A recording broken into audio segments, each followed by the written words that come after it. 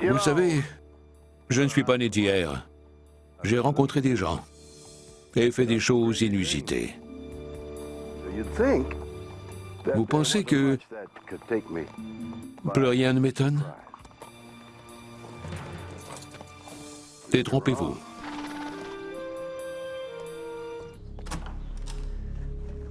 Le monde regorge d'histoires et de phénomènes plus incroyables les uns que les autres, et de mystères qui me tiennent éveillé la nuit.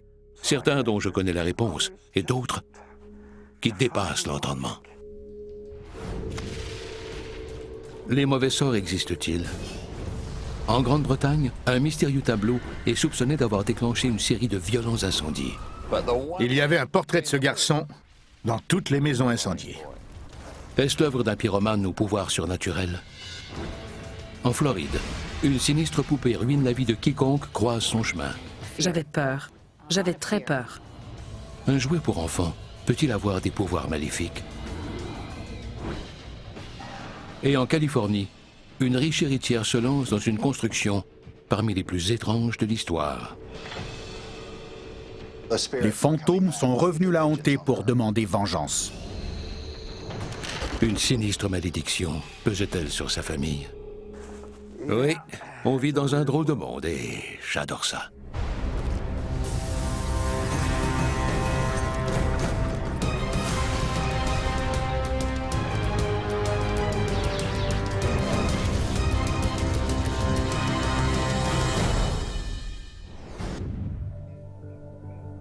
Croyez-vous aux superstitions et à la malchance?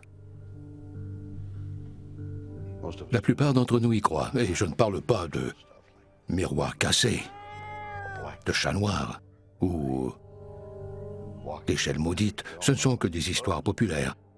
Saviez-vous que des milliers d'objets peuvent porter malheur, comme le chiffre 13? Au Japon, c'est le chiffre 4. En Italie, c'est le 17. Et en Australie, le 87. Et saviez-vous que... Oh non... Tu es une coccinelle. Porte malheur. Mais ce n'est pas tout. Oh, qui a mis ça là? Ne mettez jamais de chaussures sur une table. Ça vous porterait malheur toute une journée. Et... laisser tomber des ciseaux serait un signe d'infidélité de son conjoint. Est-ce vraiment possible? Des objets inanimés peuvent-ils nous empoisonner l'existence? Peuvent-ils nous jeter des sorts à notre insu? Oh! Je l'ai échappé belle. Elle est fidèle. Nous sommes en 1985, à Rotherham, en Angleterre. Un incendie dévastateur détruit la résidence de Ron et Mary Hall. Le couple vivait dans cette demeure de Rotherham depuis 27 ans. Calvin Mackenzie, ancien rédacteur en chef du Sun, le quotidien le plus vendu en Grande-Bretagne, a couvert l'histoire. Un incendie a éclaté dans leur maison à cause d'un chaudron d'huile. Toute la maison a été réduite en cendres. Mais ce n'est pas un banal incendie. Les pompiers font une étonnante découverte dans des décombres. Ils ont trouvé un tableau, le portrait d'un garçon en pleurs. Tout le contenu de la maison a flambé, sauf ce tableau. Comment ce tableau a-t-il pu résister au feu? En fouillant l'histoire, Mackenzie fait une étonnante découverte.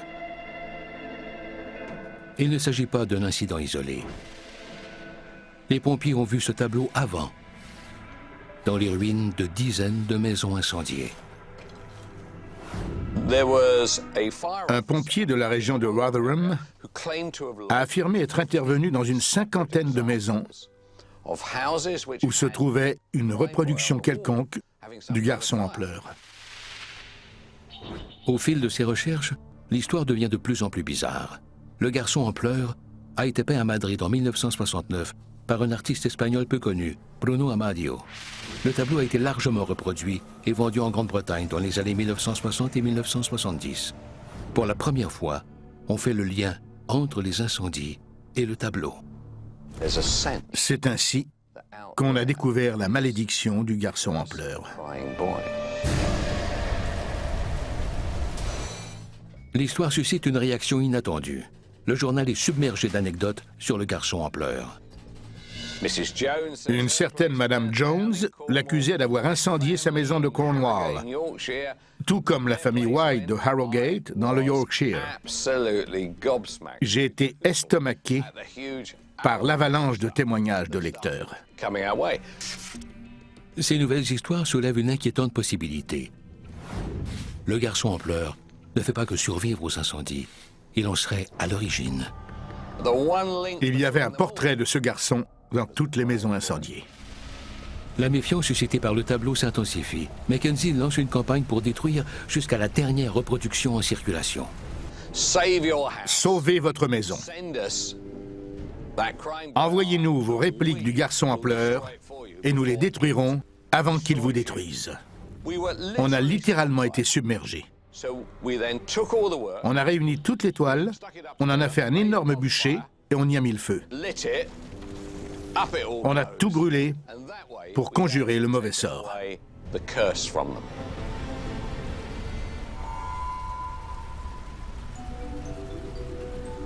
La malédiction du garçon en pleurs est l'une des histoires les plus inusitées couvertes par Mackenzie en 40 ans de carrière.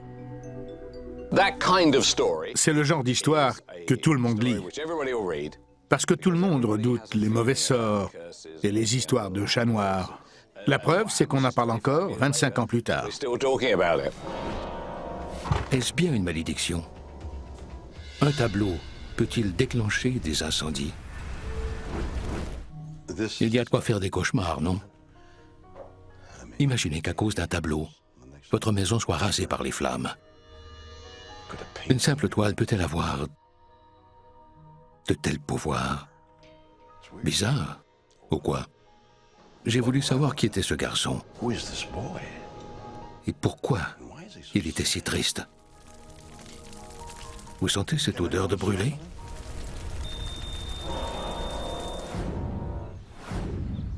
Oberon Zell est cofondateur de l'Église de tous les mondes.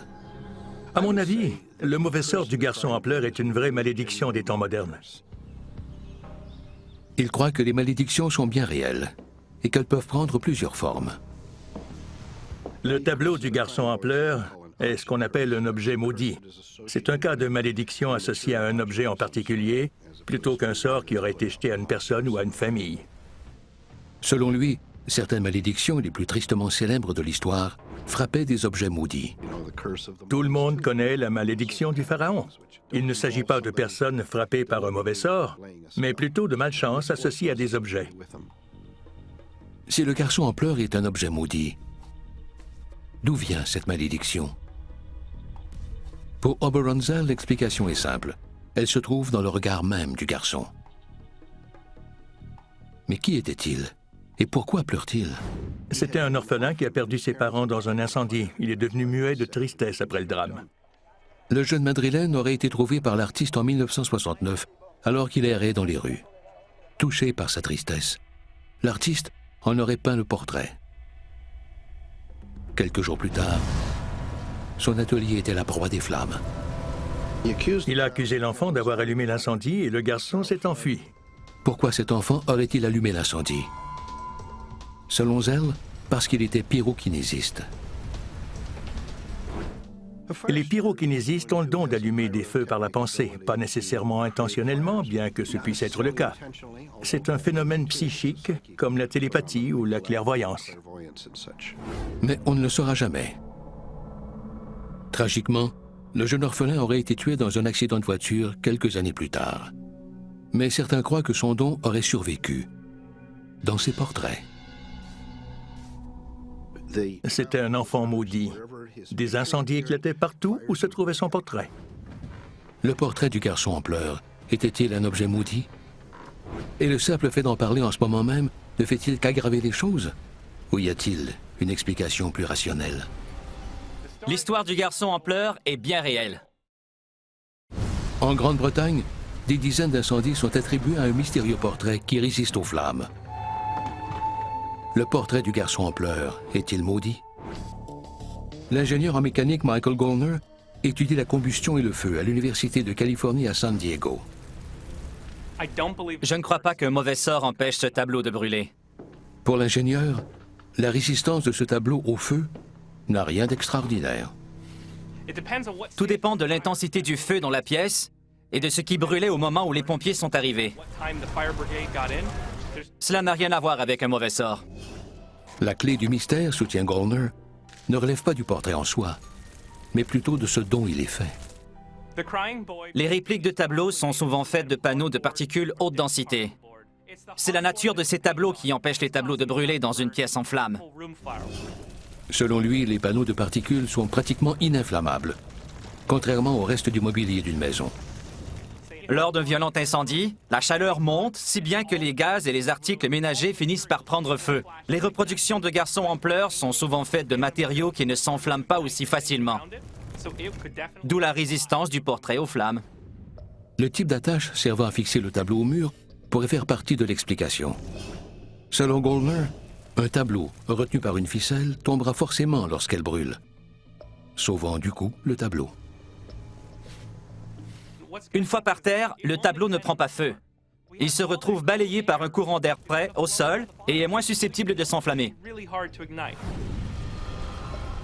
Comment alors expliquer la présence du portrait sur le lieu de dizaines d'incendies?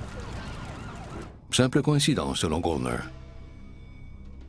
Vu les quelques 50 000 répliques de ce tableau en circulation au pays, la probabilité que le garçon en pleurs se retrouve dans un incendie, comme il en survient chaque jour en Angleterre, est énorme en y pensant bien. Gollner a imaginé une expérience pour appuyer sa théorie. Voici l'arrivée du gaz. Pour la première fois, il espère prouver ce qui s'est réellement produit lors de ces incendies. Nous allons reproduire les conditions typiques d'un incendie dans une maison de ville du Yorkshire. C'est excitant. Le feu risque de se propager très vite. Il va faire très chaud là-dedans. La majeure partie de la pièce devrait s'enflammer. La température monte rapidement et frôle bientôt les 1100 degrés Celsius. Même des pompiers équipés des pieds à la tête ne survivraient pas à une telle chaleur. Tout à coup, la théorie de Gollner semble vouloir se confirmer. Le portrait du garçon tombe au sol.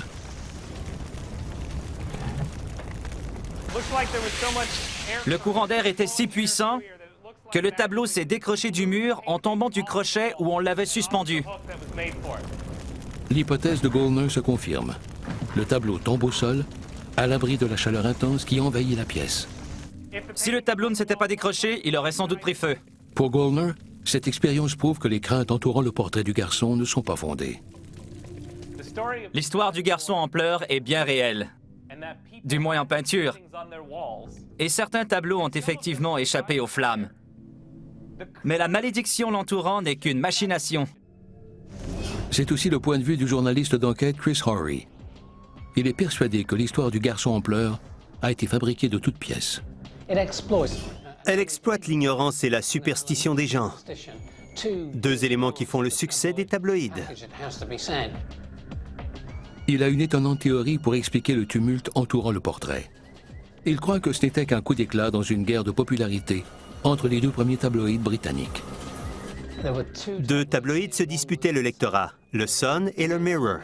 Le Mirror était plus traditionnel. L'histoire du garçon en pleurs a été une véritable aubaine pour le Sun. Chris Horry croit que le Sun a fait ses choux gras de cette histoire. Le rédacteur en chef, Kelvin MacKenzie, était un maître dans l'art du tabloïd.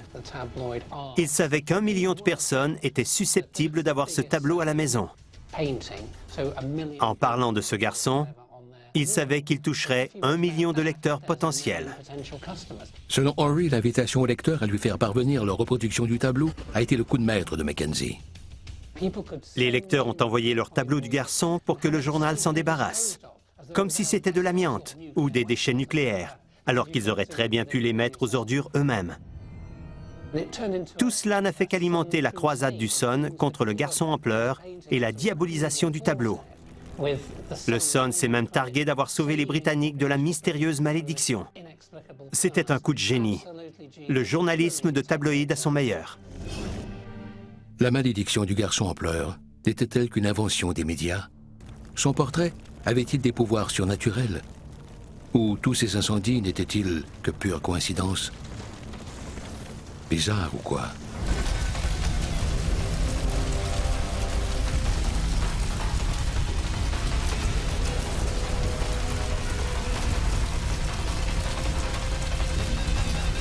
En Floride, la vie d'une femme s'écroule soudainement après une étrange rencontre avec un jouet.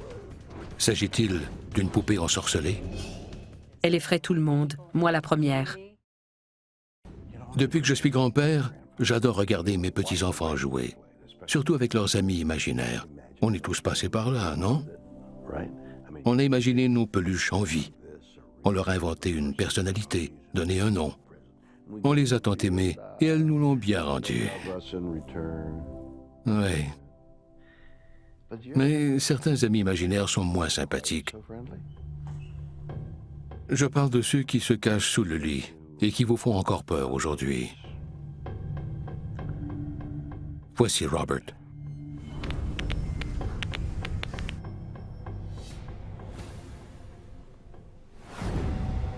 En avril 2007, Heather Clement, 52 ans, visite le musée East Martello de Key West, en Floride. J'errais dans le musée en discutant au téléphone, comme toujours. Je suis montée au dernier étage. C'était vraiment magnifique là-haut. J'ai continué à discuter au téléphone en redescendant et je suis sortie. Mais ce gâteau d'une agréable journée de congé tourne rapidement au cauchemar. D'étranges événements se sont succédés sans que j'y accorde trop d'attention. Dans les jours suivants, Heather connaît le premier d'une inexplicable série de revers dans tous les aspects de sa vie. Mon petit ami et moi nous sommes séparés et ma voiture est tombée en panne sans prévenir. Puis j'ai perdu mon travail, le travail qui m'avait amené par ici. Heather trouve un nouvel emploi, mais un incendie ravage l'immeuble. Ces mésaventures ne s'arrêtent pas là. J'avais un rendez-vous, mais le type n'est jamais venu. J'ai fini par apprendre qu'il avait eu un accident et s'était retrouvé à l'hôpital. Heather refuse de croire qu'il s'agit de simples coïncidences. J'étais terrifiée. Tout ce que je faisais tournait au cauchemar. Angoissée, Heather décide de chercher de l'aide. Elle consulte un médium. Ce qu'elle apprend alors lui glace le sang. Elle est sous l'emprise d'un mauvais sort. Je suis passée par toute la gamme des émotions. Je n'ai d'abord pas cru, pas du tout. Puis, j'ai eu peur, très peur. Je n'ai jamais cru aux malédictions ni aux mauvais sorts. Qui a bien pu jeter un sort à Heather? Selon le médium, une poupée vieille de 100 ans, du nom de Robert, exposée au musée East Martello.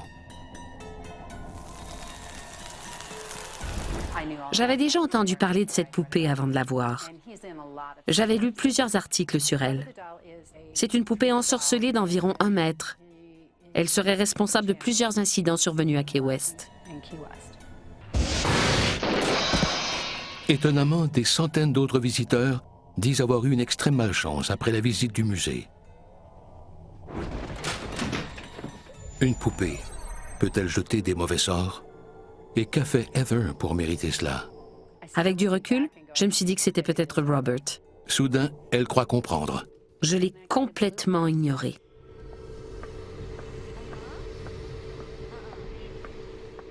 Elle a ignoré le présentoir où est exposée la poupée.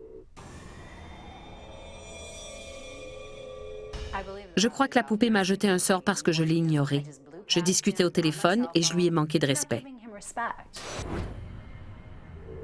Un simple jouet peut-il avoir des pouvoirs maléfiques? Robert n'est pas une poupée comme les autres. David Sloan est enquêteur du paranormal. Il croit que le mystère remonte à 1904, année où le domestique d'un éminent couple de Key West a été renvoyé. Sans aucun doute, le domestique s'est senti lésé. Dans un étrange acte de vengeance, le domestique confectionne une poupée à l'image du fils du couple, Eugene, et la lui offre en cadeau. Elle ressemblait à un enfant. Elle faisait environ 1 mètre. Elle était bourrée de paille, avait de jolis boutons noirs en guise d'yeux et portait un petit habit de marin. Dès qu'il la reçoit, Eugene Otto voue un amour étonnamment sincère à la poupée. Eugene ne s'est plus jamais séparé de Robert après l'avoir reçu en cadeau. Rapidement, les parents de Eugene remarquent que leur fils a un étrange comportement avec la poupée. Ils l'entendent avoir des conversations avec elle, mais discernent 2 voix, plutôt qu'une. Leur fils a un comportement de plus en plus erratique et violent. Mais ils y agirent sous l'influence de Robert. Il faisait toujours porter le blâme à Robert. Le bruit court que d'étranges événements se produisent chez les Otto. Des enfants du coin qui passaient près de la maison familiale des Otto auraient vu la poupée se déplacer d'un côté et de l'autre de la fenêtre de la tourelle et ouvrir les stores. Après la mort de Eugene en 1974, la maison est mise en vente, mais Robert reste au grenier. Et les nouveaux propriétaires sont témoins d'incidents encore plus terrifiants. Un plombier qui effectuait des travaux dans le grenier aurait entendu des rires derrière lui. Quand il s'est retourné, la poupée s'était déplacée d'un côté à l'autre de la pièce. Le plombier s'est enfui en dévalant l'escalier et n'est plus jamais revenu. Pour se débarrasser de Robert à tout jamais, le couple fait don de la poupée à un musée local. Mais loin de cesser, les étranges incidents se font de plus en plus fréquents. Sur place, au musée East Martello, il y a des centaines de lettres de personnes frappées de la malédiction de Robert. Certaines s'excusent de s'être moquées de lui, disant qu'elles avaient fait une crevaison depuis ou avaient été frappées 2 fois par la foudre. Heather Clement est de celle-là. Elle tente désespérément de conjurer le mauvais sort qui lui empoisonne la vie. J'ai demandé à plusieurs médiums comment faire pour conjurer le mauvais sort. La solution? Implorer son pardon. J'ai écrit une lettre d'excuse à Robert et je l'ai cachetée. Ce qu'elle contient est entre lui et moi. C'est une affaire personnelle et ça le restera.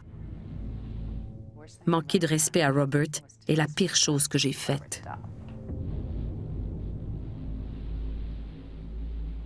Tout ça est très bizarre, non? Une poupée qui s'offusque d'avoir été ignorée par une visiteuse de passage, ce n'est pas une poupée. C'est un dictateur. Et cette pauvre femme doit lui faire des excuses? C'est ridicule. Il faut avoir une sacrée bonne raison pour jeter un sort à quelqu'un. Que dis-tu de ça, Robert?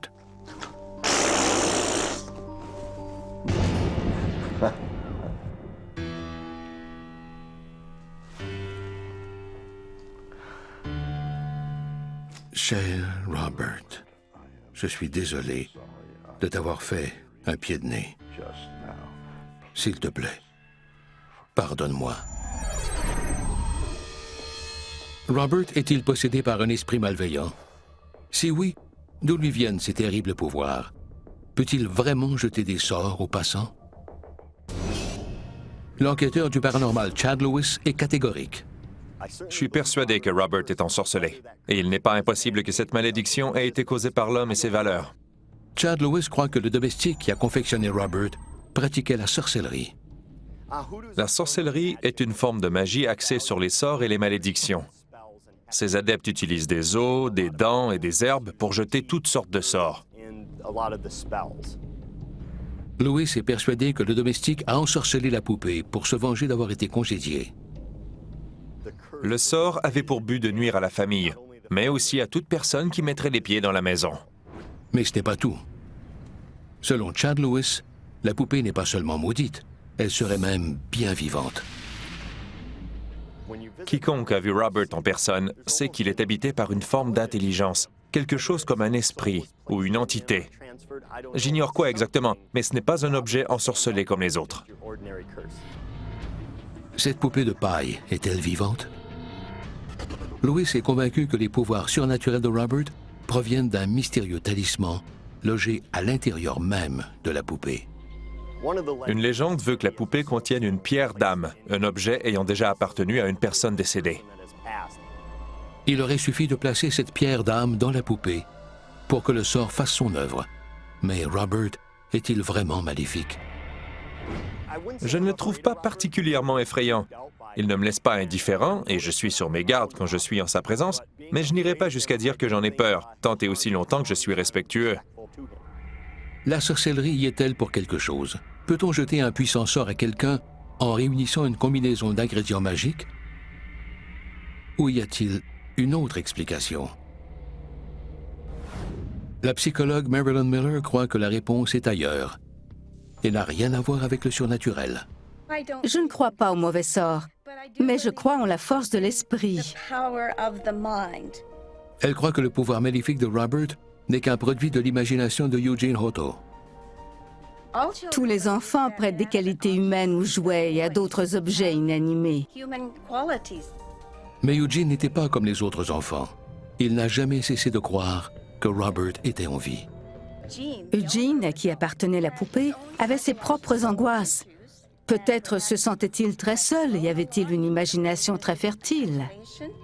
Marilyn Miller croit également que les rumeurs sur la nature diabolique de Robert ont largement alimenté la prétendue malédiction. Une fois qu'on se croit frappé d'une malédiction, notre chimie corporelle peut changer. On perd l'appétit, on néglige sa santé et on est persuadé qu'on est sur le point de mourir. L'esprit humain cherche à établir des liens là où il n'y en a parfois aucun, particulièrement si on est convaincu qu'on est sous l'emprise d'un mauvais sort. La malédiction de Robert n'est-elle qu'une superstition collective qui a dégénéré? Ou n'est-ce après tout qu'une poupée? Comment alors expliquer qu'il se déplace et manipule ainsi son entourage? Un homme croit savoir. Andy Sway est un guérisseur énergétique. Non seulement il croit Robert doté de sombres pouvoirs, il est d'avis que nous sommes tous à blâmer. Le cas de Robert est simple. C'est un objet qui a emmagasiné une certaine forme d'énergie négative qu'il projette aujourd'hui sur les visiteurs du musée qui sont sensibles à ce type d'énergie. Est-ce possible? Robert serait-il un capteur d'énergie négative? Si oui, d'où lui vient cette énergie? L'énergie négative se transmet principalement par différentes formes de conflits ou d'agressions, qu'elles soient psychologiques, physiques, verbales ou d'une autre nature. Robert capte-t-il nos pensées les plus négatives pour nous les retransmettre sous forme de mauvais sorts? Mais comment? Et pourquoi? Je crois que toute cette histoire est un excellent exemple d'effet boule de neige. Eugene a laissé entendre que Robert avait provoqué les incidents. Les gens du village ont renchéri sur l'histoire et elle a fini par faire le tour du monde à cause de l'effet boule de neige. Avons-nous quelque chose à voir avec la malédiction de cette poupée? Un sorcier a-t-il caché un mystérieux talisman dans ses entrailles? Ou n'est-ce là que le fruit de notre imagination? Étrange, n'est-ce pas?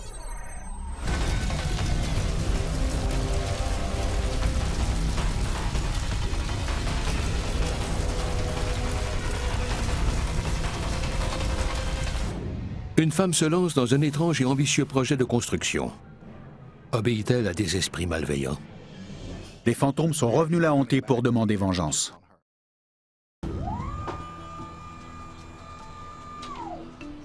Vous savez que je suis obsédé par l'idée de tout faire moi-même, comme les rénovations de ma charmante maison. C'est mon château, après tout.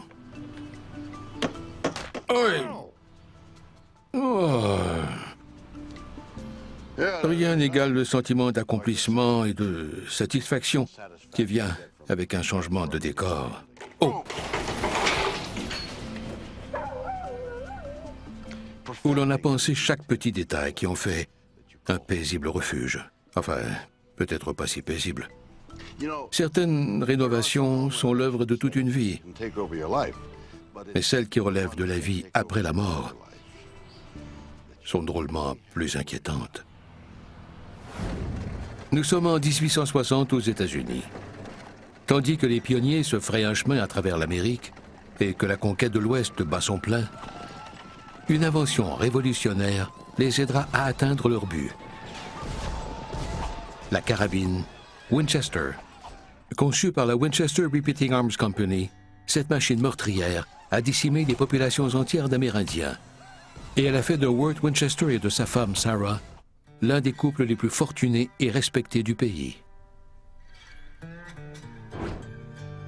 Mais pour Sarah, l'euphorie du succès est de courte durée. En 1866, une série de mystérieux événements tragiques survient et la hantera jusque dans sa tombe. Les proches de Sarah Winchester meurent tous, un à un, sans explication. Son mari, son frère, sa sœur et son beau-père. S'ensuit ce qui deviendra l'un des plus étranges mystères irrésolus de l'histoire. L'enquêteur du paranormal, Mitchell Whittington, a écrit sur l'affaire. Elle a subi plusieurs épreuves affligeantes en très peu de temps. Elle a dû être complètement dévastée. Terrassée par le deuil, Sarah se tourne vers le monde des esprits et consulte un médium pour tenter de communiquer avec sa famille. Elle a consulté un voyant de Boston du nom d'Adam Coons. Il n'a pas été en mesure d'établir le contact qu'elle attendait, mais il avait un message pour elle. La révélation du voyant la hantera pour le reste de ses jours. Il lui a annoncé qu'elle était frappée d'un mauvais sort. Pire encore, il lui révèle que cette malédiction a été causée par l'invention même qui a permis à sa famille de faire fortune. Elle était la seule héritière de la fortune des Winchester. Les fantômes de toutes les victimes qu'avaient faites les carabines Winchester aux États-Unis sont revenus la hanter pour demander vengeance. Sarah est sous le choc, mais le voyant lui apporte une lueur d'espoir. Il a imaginé une stratégie pour lui permettre de composer avec tous ses esprits. L'idée consistait à bâtir une maison assez grande pour loger tous ces fantômes et faire en sorte qu'ils cessent de l'affliger, elle et sa famille. Le hic, c'est qu'aucune maison ne sera jamais assez grande pour contenir le fantôme de tous ces morts. Les esprits seraient toujours plus nombreux à se présenter, car à cet instant même, les carabines Winchester continuaient à faire des centaines de victimes. Devant ce sombre message du monde des morts, Sarah trouve une solution pour le moins étrange. Agrandir sa maison tant et aussi longtemps qu'elle sera en vie. Elle achète une ferme près de San José pour construire sa nouvelle demeure. Elle a embauché toute une équipe de menuisiers et leur a expliqué exactement ce qu'elle voulait. Une foule d'ouvriers travaillait jour et nuit à la construction. On dit que le martèlement était incessant. La nouvelle maison Winchester, comme on la connaît alors, s'agrandit rapidement. Mais l'obsession de Sarah à l'égard du monde des esprits a une étrange influence sur la configuration des lieux. Plusieurs escaliers ne menaient nulle part. La maison était truffée de trappes et de portes qui débouchaient sur des murs pour semer la confusion chez les esprits errants, afin qu'ils cessent de l'embêter. Sarah devient une solitaire excentrique. Elle organise des séances de spiritisme nocturne, convaincue que les fantômes des victimes de Winchester la pourchassent, où qu'elles soient.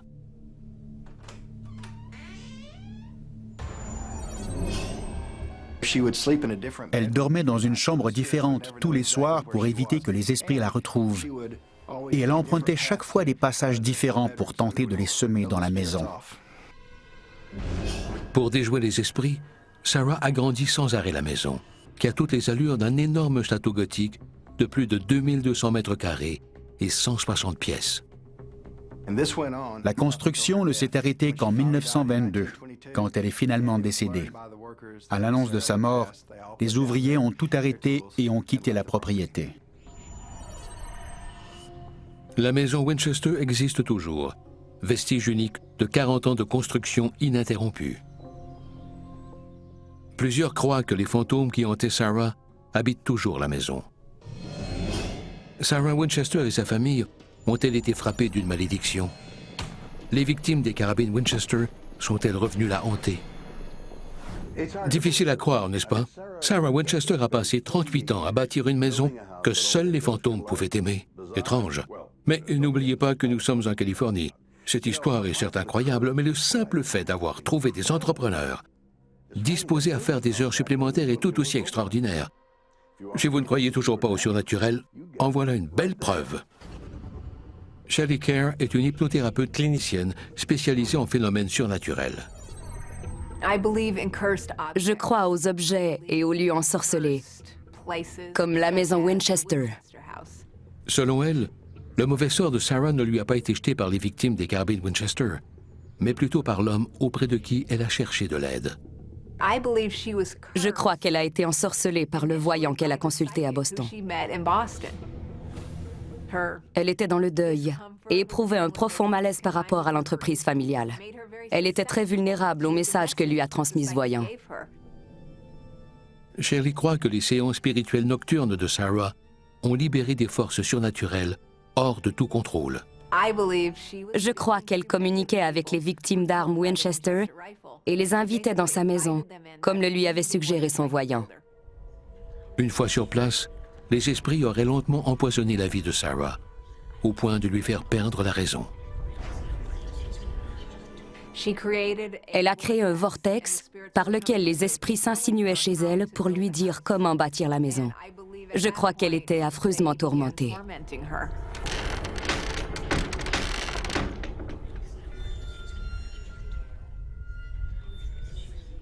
Les conseils mal avisés du voyant ont-ils déclenché l'obsession qui hantera Sarah Winchester toute sa vie? Sarah a eu une triste vie. Elle vivait complètement en marge de la société. Elle ne sortait jamais. Ses seuls contacts étaient avec des esprits. Il y a de quoi devenir fou.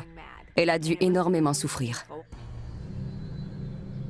Shelley Kerr croit que l'histoire ne s'arrête pas avec la mort de Sarah. Elle est persuadée que Sarah vit toujours dans sa maison, avec les autres fantômes. Elle hante toujours sa propre maison. Elle en est prisonnière. Elle n'arrivera jamais à trouver la paix, même dans la mort. Sarah a-t-elle invité des esprits malveillants dans la maison Winchester lors de séances spirituelles? Ces fantômes l'ont-ils rendue folle? Ou y a-t-il une explication plus terre-à-terre? Sarah Winchester a été empoisonnée. Une femme fait construire un étrange manoir tentaculaire dans la campagne californienne. Elle et sa famille ont-elles été frappées d'un mauvais sort? Des esprits malveillants l'ont-ils rendue folle? Judith Zalekoff, professeure de toxicologie à l'Université de New York, n'y croit pas une minute. Elle a une explication médicale toute simple. Je ne crois pas que sa maison était hantée. Je crois plutôt que Sarah Winchester a subi un empoisonnement aux vapeurs et à la poussière de métal qui ont envahi sa maison durant les travaux. À cette époque, le plomb était largement répandu. On le voyait comme une solution miracle. Les peintures étaient à base de plomb. Vu l'utilisation constante de peinture dans la maison, cela a certainement augmenté sa concentration de plomb dans le sang. Judith Zalekoff croit que Sarah a été exposée à des concentrations toxiques de plomb pendant des années dans la maison Winchester. En dormant, en faisant sa toilette, en buvant l'eau, elle était continuellement exposée au plomb et à de nombreux autres métaux, jour et nuit. Sarah a-t-elle été empoisonnée au plomb à petit feu? Cette intoxication lui aurait-elle fait perdre la tête? Judith Zalekoff explique que le plomb se concentre particulièrement dans le cerveau et perturbe d'importantes fonctions neurologiques. Le plomb se loge très facilement dans les tissus mous du cerveau. Il tue les cellules du cerveau et s'attaque à différentes régions du cerveau. Judith Zalekoff croit que les étranges compulsions de Sarah ont été causées par un empoisonnement au plomb. Il semble que c'était une femme hyperactive, très angoissée, puisque sa maison était continuellement en rénovation. Son comportement pourrait s'expliquer par des concentrations élevées de plomb dans le sang. L'étrange comportement de Sarah et son obsession à l'égard des fantômes ont-ils été causés par un empoisonnement au plomb? Mary Jo Ignofo, auteure de la biographie de Sarah Winchester, n'en croit pas un mot. Les preuves historiques montrent que Sarah Winchester n'était pas démente. Elle croit que l'étrange comportement et les obsessions de Sarah Winchester sont des rumeurs non fondées. Sarah Winchester n'était pas ensorcelée. C'était simplement une femme qui vivait sa vie comme elle l'entendait. Si Sarah n'était pas folle, pourquoi a-t-elle passé 40 ans à construire cette énorme maison labyrinthique? C'est simple. Elle avait besoin de toutes ces pièces. Quand elle s'est installée en Californie, toutes ses sœurs et leurs familles l'ont accompagnée. L'idée de départ était donc de bâtir une énorme résidence capable de loger plusieurs familles. Comment expliquer alors les couloirs tortueux et les portes sans issue? Mary Jo croit qu'ils n'ont jamais fait partie des plans initiaux, qu'ils seraient plutôt le résultat du séisme de 1906 de San Francisco qui a gravement endommagé la maison Winchester. Elle avait fait ériger une tour de 7 étages qui s'est effondrée sur la maison lors du séisme. Les 3 étages supérieurs de la maison ont été une perte totale. Selon elle, Sarah aurait ordonné aux ouvriers de condamner toutes les portes et tous les escaliers endommagés. Si Sarah n'était ni folle ni ensorcelée, pourquoi alors toutes ces rumeurs à son sujet? Toutes ces calomnies sur Sarah Winchester ont été publiées dans la presse au moment même où les Américains commençaient à prendre conscience des atrocités commises à l'égard des Amérindiens. Parce que la fortune de Sarah Winchester provenait de l'industrie des armes à feu, elle est devenue une cible facile. La maison Winchester était-elle sous le coup d'une malédiction? Sa propriétaire avait-elle une araignée au plafond? Ou la maison n'est-elle que le résultat des caprices d'une femme riche, mais peu douée pour l'architecture? Étrange, n'est-ce pas?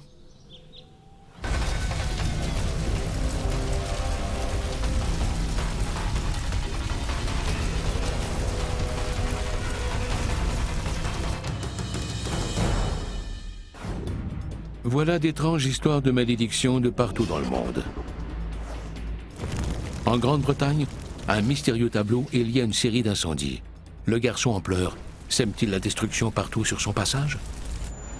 En Floride, un sinistre jouet porte malheur à de pauvres innocents. La poupée Robert peut-elle briser des vies?